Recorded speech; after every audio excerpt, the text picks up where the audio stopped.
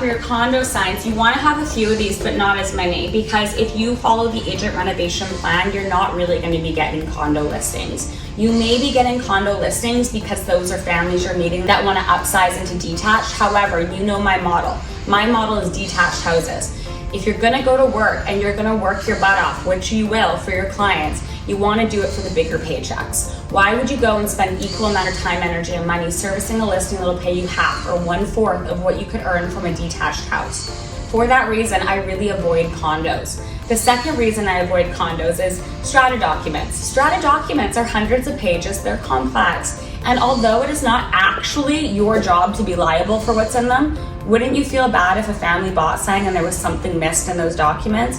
Condos are much more complex than homes, and if you want to make your career easy, I personally would recommend only sticking to detached homes. So for that reason, I only recommend having 2 to 3 of these in your arsenal at the start. In your inventory, you don't need very many of these because you don't want to attract these listings. Instead, you are trying to attract detached homes. So make sure you have lots of these ready.